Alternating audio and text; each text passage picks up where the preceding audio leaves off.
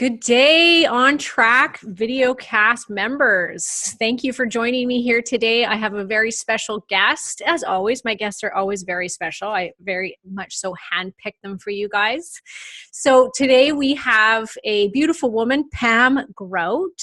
She is the New York Times bestselling author of E Squared, E Cubed, Think and Grow Rich, and a good other 14 other books, to name a few. So welcome, Pam Grout. Hey, glad to be here. Thanks for having me. Yay. So Pam, this month, our focus in our group is basically the law of attraction, which is really new to a lot of the members. So when we're talking, your book E Squared is really about this concept of what you're putting out there, you're getting back. So I just want you to explain just the basic concept of what you're talking about in your book. Okay, well, I like to say that we animate into our lives whatever we put our attention upon. So, there's an infinite field of infinite potentiality, what I talk about in the book, that there's all these different things we can think about. We can think about what's not going right in our lives. We can think about all the problems that we have. I talk a lot about going from problem state to possibility state. So once you're in possibility state, all kinds of new things open up to you. And that's when you particularly are going to animate into your life more things that are pleasing to you. So it's so important to put our attention, our focus, our thoughts, if you will, on what we want instead of what we don't want. Right. So that's pretty much it in a nutshell. Easy. So how is it that, or how did this come about in your own life where you realized that this was such an important piece that you were possibly missing?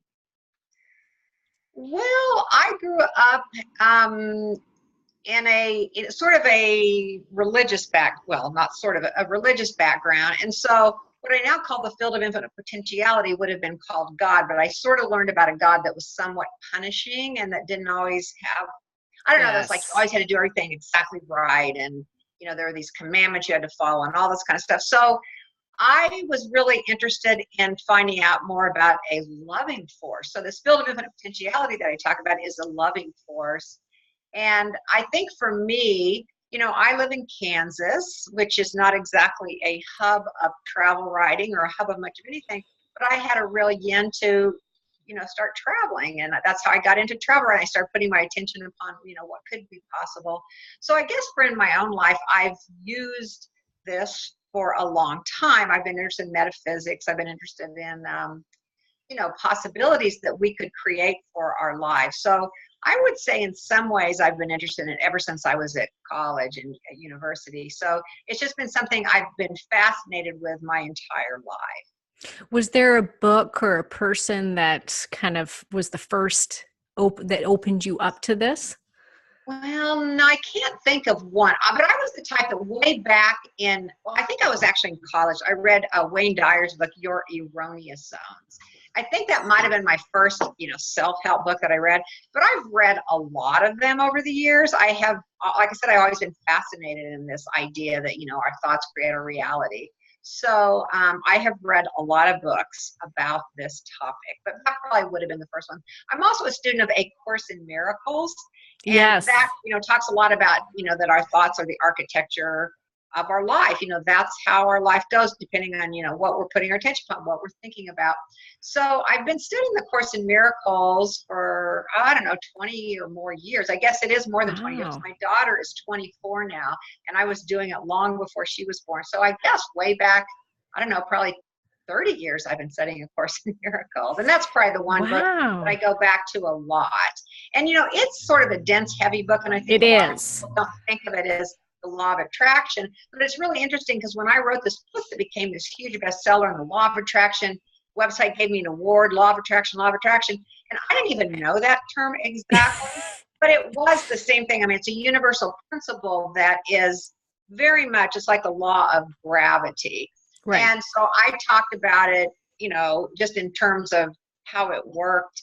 But then people said, oh, it's law of attraction. And then I started, reading more about law of attraction. I realized, yes, it is. It's the same thing. It's like all roads lead to Rome. So it doesn't matter how you talk about it, but it is the same thing. So now I really talk about it as the law of attraction, but that isn't the original thing that, it's the law of attraction. I didn't know it was that exactly when I first started writing about it and reading about it and being interested in Which is so cool, I think, it. Yeah. that you didn't know what the heck it was. Well, I had never heard of it couched in those terms until maybe the last, I don't know how many years, but I wrote the book, the original book that was E-squared. It was called God Doesn't Have Bad Hair Days. And I wrote it probably 17, 18 years ago. And like I said, at that time, I did not know about the law of attraction. Right. Yeah. And for people that don't know, what is the Course of Miracles? I started it, and for me, it was too dense at the time. I think I tried to do it about 10 years ago, and I got through like maybe a month, and then that was it for me. Yeah. Well, it's kind of funny. A lot of times you'll ask people, how many of you have heard of the Course in Miracles? And especially if you're in like a self-help seminar and there's a lot of people, everybody will raise their hand. Oh, yeah, I've got that book. I know about that book.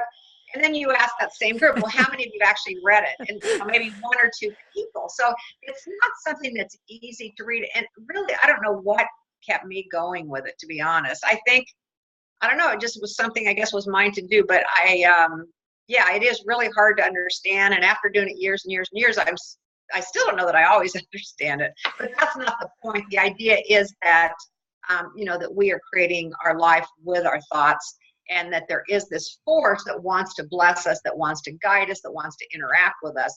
And that all we have to do to access that force is to get out of our own way, is to remove all those blocks, all those beliefs that we have that are stopping us, our fears, we just all have so many emotions, kind of things. We're mad at ourselves, all these different things that get blocked. Love force, whatever you want to call it. I call it the divine buzz often, that blocks that from coming into our awareness, into it's always there. It's always wanting to bless us. It's always wanting to interact with us, constantly sending us signs, but it's blocked from our awareness a lot of times if we're focused on the problems in our life. If we're not, open to the possibilities, we don't even see that. Why do you think that it is that as human beings, our first road to go down is the negative? Most of us are in that state of all we think about is the problems in our lives. I had a girl in here yesterday, and she was telling me about her last 10 years of her life. And she said, I would have good things happen for a while, but then always something bad. And she was listing all of these things. And then she said, but in the end, she came back to where she really wanted to be. All these bad things that had happened ended her up exactly what she was really, truly wanting in her heart. And I said, okay, so let's go back and actually take a different spin now on all those bad things that happened in your life. And can we put a positive spin on it? Because look at it, ended up that it brought you to here, which is where you actually wanted to be these last 10 years. And she's like, oh. And it's so funny that we are so quick to go to the negative before we are to a positive. And most of us spend, I would say 80%, 90% of our time worrying, fearing, mulling. Why is that our default? That is a really good question. I mean, some people say neurobiologists say that it's the fear of flight thing, that, we were trying to protect ourselves back in the day when, Siberian tigers and whatnot were trying to chase us. But now we don't have those kind of things. I mean, the most dangerous thing we probably do is get in a car and drive. I mean, really, when you think about it, our lives are pretty safe, but yet our brains are still wired, I think, to look at what could happen instead of wired to celebrate all that's going right in the world. And a lot of it's just ruts, it's bad patterns. It's like our neural pathways are just set up that way from years of use. But, we can change our neural pathways. And I do think it's really important to make that a priority, to quit focusing on what is wrong and start focusing on all the things that are going right. Because what ends up happening, I think it's a quote from Oprah Winfrey, she says, the more you celebrate, the more you find to celebrate. So right. When you start focusing on what's going right, on gratitude, I have that AA 2.0 program that I talk about. And that's, getting up every morning and texting to my power posse, my possibility posse, I guess I've now called them, 3 great things that happened to me from the day before. And I always just start out with that affirmation that something, I used to say amazingly awesome is going to happen to me today.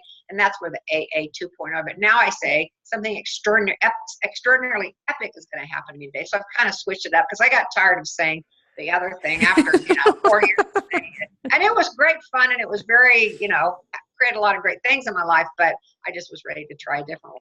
And so my daughter and I last year in Spain, I went over to visit her. She was over there.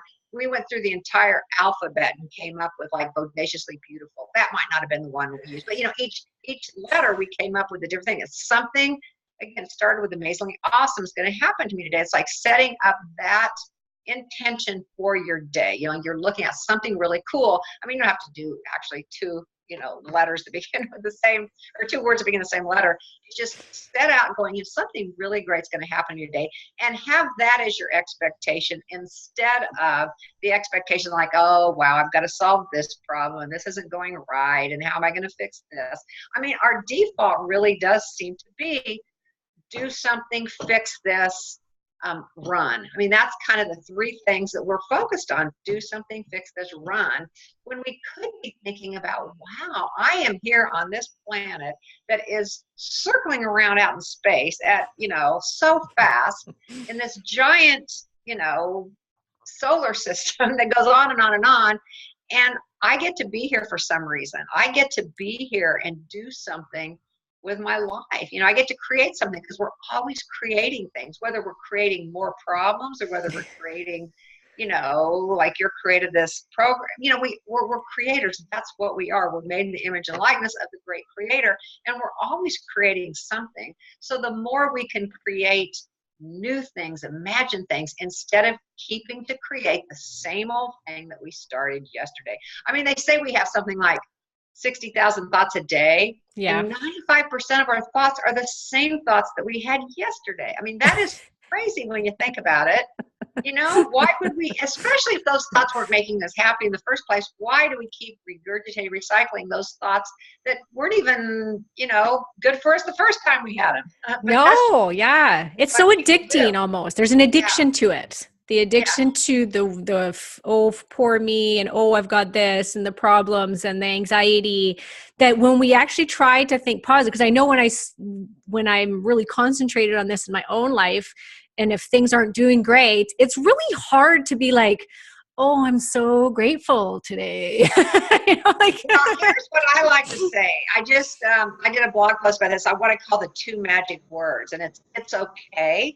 Because see, what happens if we're not feeling completely positive, and especially if we want to, then we start beating ourselves up. Like, oh gosh, I'm feeling really bad. You know what I mean? Instead of just saying, it's okay. I mean, today, but just making that as just an overall intention for your life. And again, start out your day looking for that. And it's amazing. I mean, you really can change your neural pathways. I mean, people are set into certain neural pathways, but they've developed from the time we were born. It's not like that's how we are. That's like we have to be, and we can change them. There's something called neuroplasticity, and we can change that.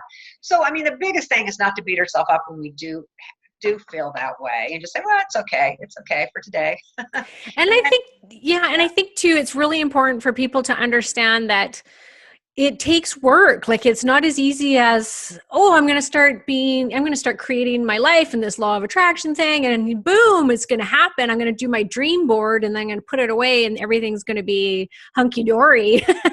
It's constant, isn't it? Like, you really do have to work at it, and until it becomes second nature, basically, until it becomes that new pathway. But one of the things I like to say, I say the word hard is the most dangerous 4-letter word in the English language, because if we affirm, oh, it's really hard to change, to start meditating, or it's really hard to change our thoughts. Well, if we believe that, again, this power that does form around our beliefs makes it hard. So while, yes, this is what I like to say. It's not necessarily hard. It's just very different than the way we're used to doing it. Okay. So hard is a word I do use it sometimes, but again, I don't want to. My idea, my highest self would think, hey, this is easy to do, because what I believe, joy is our natural state.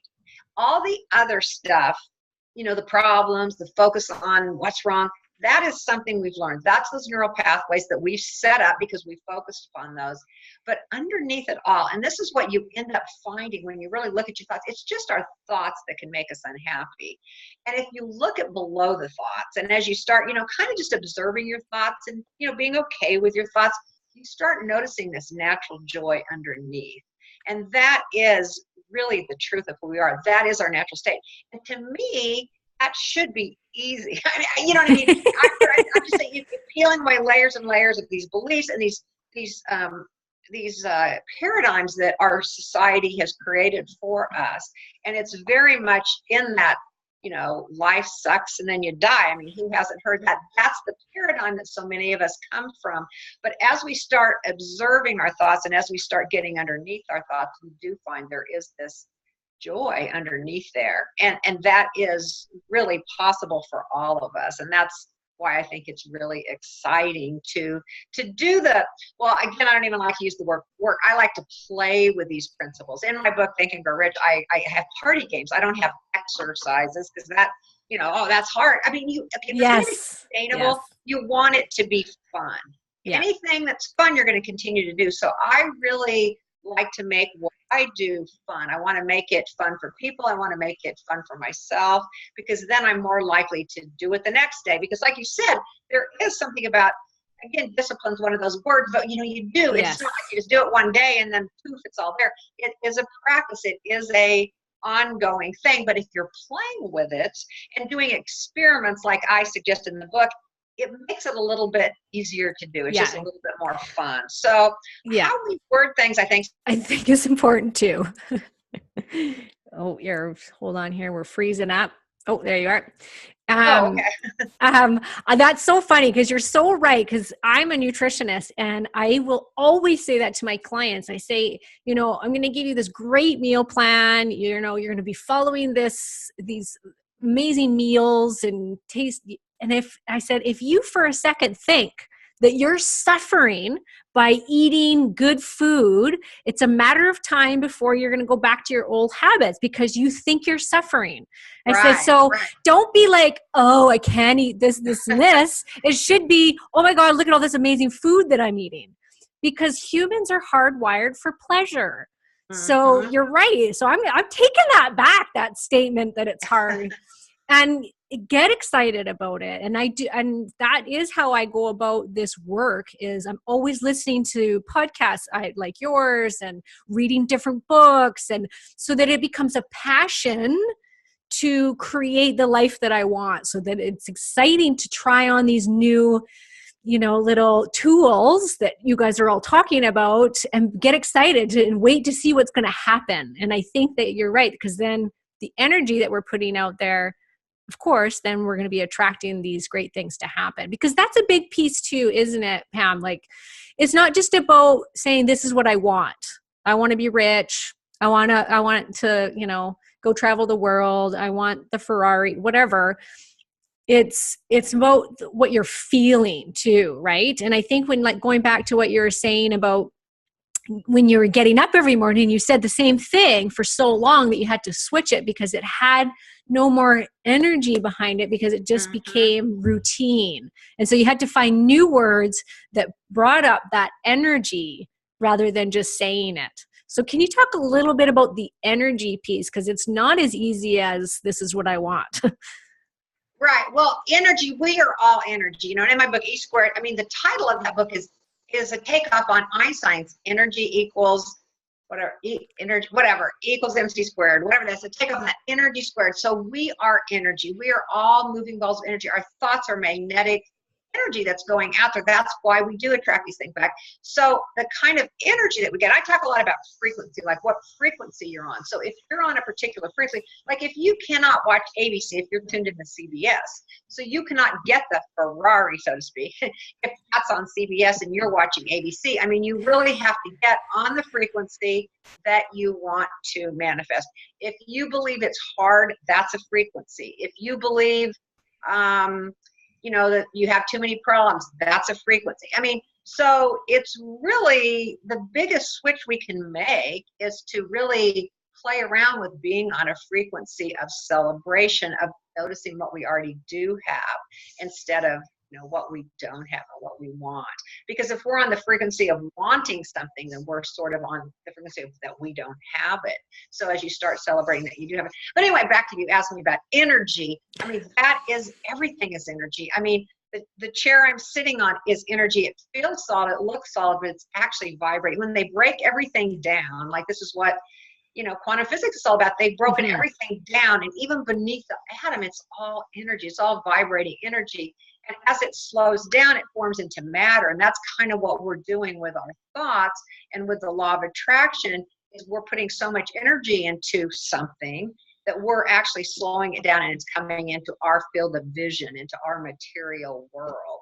So it's all about energy. Everything's energy. And there's higher, frequencies, higher forms of energy, and there's, lower forms of energy. And you can feel it in your body. I mean, you can feel when you're on a higher frequency, when you're feeling happier. I mean, it's very apparent. Like people talk about, I have no energy today. Well, what does that mean? Your energy's just low. It's, you're just not feeling the buzz, the divine buzz, as I call it. Yeah. And this is science. It's not even this isn't even woo woo. Yeah. This is pure science, that we are energy. And I think that not a lot of people know that or can grasp that concept of your energy. And so whatever your energy is putting out there, you're like that energy is a magnet to what you're bringing into your life, basically. Mm-hmm. Right. Mm-hmm. Yeah. It's a concept that I think we all need to learn. So in your book, E Squared, you do have things that you ask your readers to do to prove it to themselves. And you kind of do go to more science-based, right? Right. I have lab report sheets in there, and I literally set it up like a hypothesis. The hypotheses would be, in fact, one of the experiments I called the Albie Einstein experiment. And they're experiments. They're not like, believe this. I'm not telling anybody to believe this, take my word for it. I'm saying, give this a try, do an experiment. So there's a hypothesis. There's, a little experiment that you do.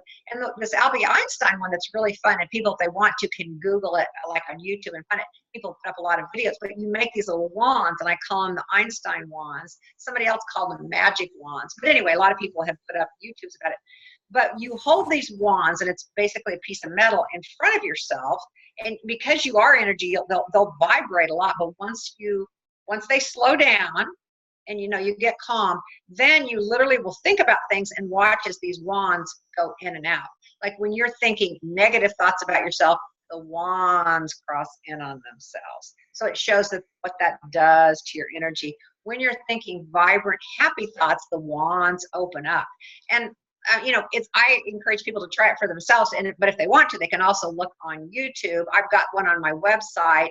A lot of people sent me these videos. One of the things that's been really fun about that book, E Squared, like I said, it's one of my 19 books. But because people are doing experiments, and I hear from people all the time. I get emails all the time. They usually start with something like, "You are never going to believe this." And of course, I do believe this, so it's not a big shock to me. But people are always telling me their miracle stories about the most amazing things that happen to them once they decided to try these experiments and to let go of that, stunning belief that, life sucks and then you die. To get it, wow, maybe the universe does have my back. Maybe there is this force that, wants me to prosper. Maybe there is this force that wants to interact with me, that wants to bless me. So it's kind of a fun realization, and people get really excited about it. So that's why it's been so much fun to get all these emails every day. Do you have one that you could give as like to tell the readers or tell the watchers to go and do that's from your book that doesn't take the wands? Like, is there just some simple tool that people could have a takeaway with? Well, like in Think and Grow Rich, I have them do that, the AA 2.0 program for 30 days. So, I mean, that's 30 days, but a lot of the experiments in E Squared are just 48 hours. Wow. And a lot of, these hypotheses would just say, there is this force out there that has my back. I mean, that would be one of the hypotheses. Is this really true? So any kind of scientific method is what they call the scientific method. It can be disproven. I mean, that's why it's a scientific method. It can be disproven.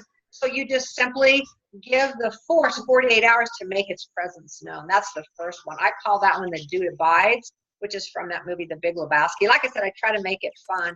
And so I just ask people, give it 48 hours, write down the date that you start the experiment, put it on the lab report sheet, and then see what happens in the next 48 hours. It's really simple, but the things that happen for people have just been remarkable. And then there's ones where you look for certain things showing that, you really do draw into your life what you're putting your attention upon.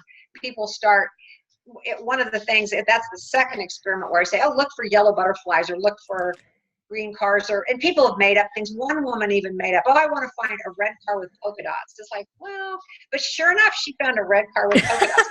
So, I mean, the stories that I hear, and some people say, how do I turn this off? Like, say they decide they're going to look for clowns, and then now everywhere they go, they see clowns. Like, whoa, who knew there were that many clowns? So it really just shows that, we do find in our awareness what we are thinking about, what we're putting our attention upon. I did do that once. There was somebody else that said something similar, and it was like, do something really simple, like choose something, like you said, like yellow butterflies or whatever. And so I said to myself, I want to see a red thread. That was all. I don't know why I thought that, but I was like, a red thread. In the next 2 days, I want to see a red thread. So I kept like looking around, and then I kind of forgot about it. And it was the next night, I'm sitting on my couch and I look down, I've got these pajamas on, and there's a red thread hanging off of it. That was like, it was probably always there, but it was like, oh, there's my red thread there. I just proved it to myself. Yeah, one of my favorite stories about that, because I probably can't look for whatever you want. A lot of people try to follow it right to the, to the letter, but it's more fun when you make it your own. I mean, I always encourage you, make this your own. There's no one way of doing it. But anyway, so this woman decided she was going to look for white feathers. And this reminded me of the story because you said that you kind of forgot about it. So I call it the crock pot principle. Put it in, you've made the order to the universe, you've made your order, then forget about it. If you sit and obsess about it and where is it? I mean, you're supposed to look for it, be aware, but don't drive yourself nuts. Think about it. So anyway, she did that. She was going to find white feathers. She had 48 hours. She and her family on the Saturday during that 48-hour period went out geocaching. They're on a highway coming back. They've been geocaching, having a great time. They come back, and all of a sudden her daughter says, Mom, look, somebody killed a chicken. So they look out, and along the highway, okay, I guess first of all, the traffic had slowed down. So they're on this highway, and suddenly it's, wall to wall, back to back traffic, and she couldn't move very fast. And along the side of the road were all these white feathers. Well, nobody killed a chicken, but I don't know if a mattress truck turned over, but there were lining the highway, both sides of the highway for 4 miles were white feathers. So then they got past these 4 miles of white feathers. The traffic speeds back up. They zoom home. They get home, and on her welcome mat is one white feather. And she said the lesson that she took from that was that the universe said, hey, I can give you as much as you want, whatever you want. But anyway, that was kind of a fun story. It's like 4 miles of white feathers lining the highway, That's crazy. Yeah. And she wasn't like I said, she was out geocaching, having a great time. This wasn't, she remembered, oh yeah, that's right. I did that experiment when I was looking for white feathers, and she really saw white feathers. So there's stories like that are just like over the top, like, whoa, I get it, universe. I get it. You're trying to talk to me. Why is I think, and you can correct me if I'm wrong, why is the money piece the hardest? Well, again, money's everywhere. Yeah, but we don't know that it is. I mean, look, go to any couch, look at the cushions, there's money there. I mean, money is everywhere. But we have a belief, again, that creates a block. It makes a bouncer, big thick picture is big bouncer, kind of a, the rock type of guy that's stopping us from noticing it, because abundance is everywhere. I mean, the universe is filled with abundance. Look at a square foot of grass. How many blades of grass are in a square foot of grass? Abundance is everywhere. Look at a tree. How many leaves are on a tree? I mean, there's so much abundance, but we've created this paradigm, the way we see the world, as it's limited, it's hard to come by. So the only reason that money is hard, to use that word that you just said, is because we believe that we've created that paradigm. when you start opening up a possibility, you realize that abundance is everywhere. It really is. And it's only our beliefs about money that block us from seeing it. One of the experiments that I have in EQ, which is the follow-up book, and it has 9 corollaries to the experiments in E squared, it's a money experiment where I have people, well, there's 2 of them. One of them is where you actually seed money. Like you can leave dollar bills around. It's like what you give, you receive. And so I hear amazing stories. People that got $100,000, all kinds of things. For myself, when I did that experiment, I was with my daughter in Chicago. We left $5 bills all over the Miracle Mile in Chicago. We're just, with little notes like "you are loved, you are blessed." But we're just giving out money, not to anybody. We leave it so people could find it because it makes it fun. Like we'll stick it in a book at the library. We'll put it, like attached to the little sales tag in a store. Nice. And so, but anyway, right after I did that, I get the news from my publisher of E Squared that E Squared had gone on to be #1 on the New York Times bestseller list. So, it's like when we seed money, when you believe that it's hard and that, you're not worthy of it or whatever, then you're going to have that reality in your life. And that's such a strong paradigm. And the only reason it would be hard, to use your word, is because we put so much energy into believing that it's limited. We believe we live in a limited universe. We don't. We believe that. So the structure of a limited universe is what we have created, but it's not true. And that's what's so cool about the Course in Miracles. As we sweep away all that stuff, all that baggage, all those beliefs that have been, providing the architecture of our life, all kinds of miraculous things start happening. It's really even way bigger than we can even imagine because it's so incredible what can happen, what does happen.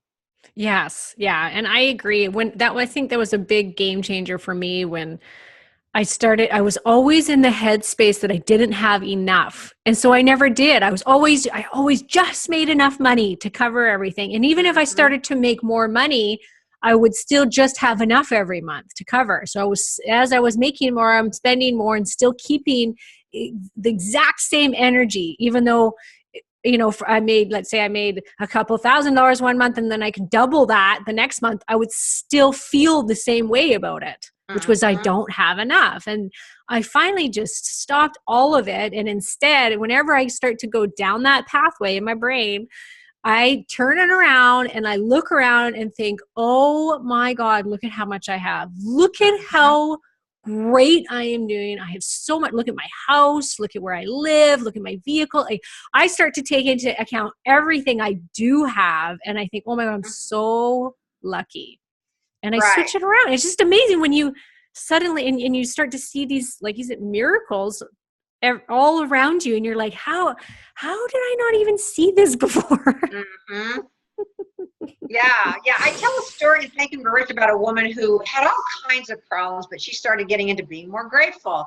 Her money turned around. She ended up getting a house that she loved. She was able to give up. She'd have some problems with alcohol. I mean, just all these things happen when you start focusing more on what you're grateful for and less on what you don't have. Again, because the universe in your world, we each see the world with our own eyes, and what we see out there is our story. We all have our story about it, and if the world's going to comply, it's going to form around our story. So when we change our story about money or about whatever it happens to be, then the world really can change. And the easiest way to change that is to get into gratitude. And yes. Celebration of all you do have instead of what you think you don't. So that really is the game changer. Yeah, I think for anybody that is just starting on this journey, or even if you're you've been coming a long ways like myself, the grateful piece is probably the biggest piece to take away from it and to use every single day. And I do it constantly. If something crappy happens in my life, I now automatically say, okay, what can I be grateful for here? Or how can I change how I feel about this in this moment? And if you can be grateful for something, it instantly changes that energy set, doesn't it? It does. It really does. And that's such a powerful tool. And I think people tend to think, oh, gratitude, that's so kindergarten. So, but you know what? It changes everything. I mean, talking about scientific studies, they've done a lot of studies, and they would get, people, they'd have two, the control group, and one control group was, just thinking regularly, get the other control group thinking about things they're grateful for and being happy. On these tests that they gave him, the group that was happy was able to see 50% more than the group that was kind of in that grumpy frequency. I mean, I kind of talk about it in frequency, but it really does open your mind. Gratitude does. It makes you more creative. It makes you see those. I mean, it really does change everything. And it's not just a mamby-pamby little thing. It is a huge thing. It is a total Huge. Toodle. Toodle. It's a total game changer in anyone's life to really start focusing on gratitude. Yeah. And really switching it up. I always say, like, don't do the same things every day. Try and find even little things, try and find big things, or maybe do like 3 things. One very just small, simple, like I'm grateful for the bed that I'm sleeping on, or and then do something on a larger account, like I'm grateful for everything that's happened to me today and yesterday. But different degrees of gratefulness, I think, is important too, because changing it up, once again, you're not just doing it because you've been told to do it. Like that, oh, this is how you change your life, be grateful. So then, because I've caught myself many times in that state of, oh, right, I have to be grateful for something. Yeah. Right. And just like your mantra in the morning, right? Like, change it up. If you don't, you got to have that feeling behind it and really feel the gratitude for that piece. Like, really feel whatever you've chosen for the day, like really get into it, really think about why you're so grateful for what you've chosen to be grateful for. Right. And here's the other thing about that AA 2.0 program. It has the 2 steps. It's simple. It's easy. Like I said, it's first you make that declaration, but the second step is you do have to write 3, you have to text or however you want to do it, 3 blessings. But the little thing that's different than any other gratitude program, because I do that. Oh, I'm grateful for my daughter, I'm grateful for my career. This one, you have to have something different every day. So, I mean, every day you cannot repeat what you were grateful for yesterday. So I've been doing this for 4 years now. So think about all the blessings that I'm now aware of that I wasn't aware of before, because you can't repeat anything. You're out there. I always say I'm out there like Lewis and Clark looking for those blessings, because I have this possibility posse that I have to report to every day about the really amazing things that happen. And if that's what I'm looking for, that's what I will see. Exactly. Yeah, I do the same. I try and change it every single day, because I remember reading, or somebody said it to me years ago too. And I make sure that I don't do them same. Grateful for my family and my kids and my job. Yeah. Try and find all the little things. One of my favorites too is to send love and kindness to somebody that you saw that day. And so it could be it could be just a nameless person that you saw on the street, and you really think about it and you imagine sending them love and kindness, and it instantly brings your vibration up a notch to do that. Yeah. And you have to hope, I hope that, I always think, I hope they somehow feel that, because I really think they do, whether they know it or not.